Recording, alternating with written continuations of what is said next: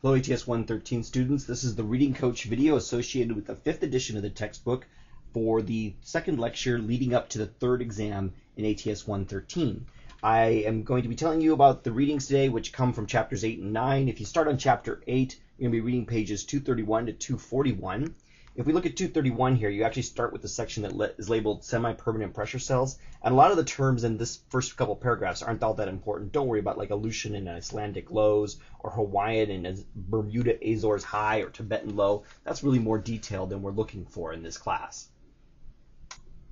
Continue reading on pages 232 and 233. Don't worry about the big box at the top of these pages. Again, on page 234, those diagrams on the left side there are really more detailed than we're going to be talking about in this course, so you don't need to worry about them for the upcoming test. On the other hand, there's a lot of important material on pages 236 and 237. You want to watch for important ideas about the maintenance of these westerly winds in the upper atmosphere. You want to be looking for terms like the subtropical jet stream, the polar jet stream, and the polar front. And in particular, you want to understand this diagram that they're building down here, figure 8.8 at the bottom of page 237. I really like the diagram that they provide to you, figure 8.9 at the top of page 238. I also like the discussion of troughs and ridges. An example of troughs and ridges are Rossby waves. The actual term Rossby waves, I don't think that's going to be on a test, but the idea of there being these troughs and ridges, that's an important concept in the course. And then you're just going to continue reading up to page 241, ignoring the sections there that I have crossed out. That's not important for this semester.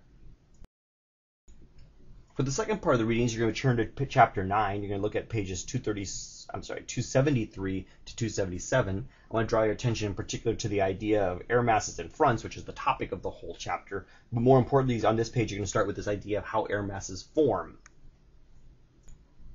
Pages 274 and 275 are golden. Make sure you understand everything that's on here. Really important ideas about source regions. That's a term that will definitely be on the tests, and there'll be lots of these different air masses that you're going to work with. In particular, I like that figure 9.1. There's a very similar figure to that also on the blue line side. If you have trouble with that particular diagram, maybe you like the one on blue line better. I also like this idea of modification, by the way, at the bottom of page 275. That word definitely appears on the next test.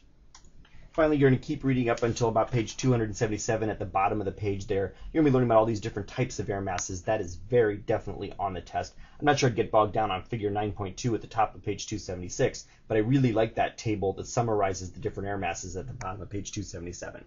Okay, that's it. That'll help you with those readings. If you have any questions, feel free to contact me.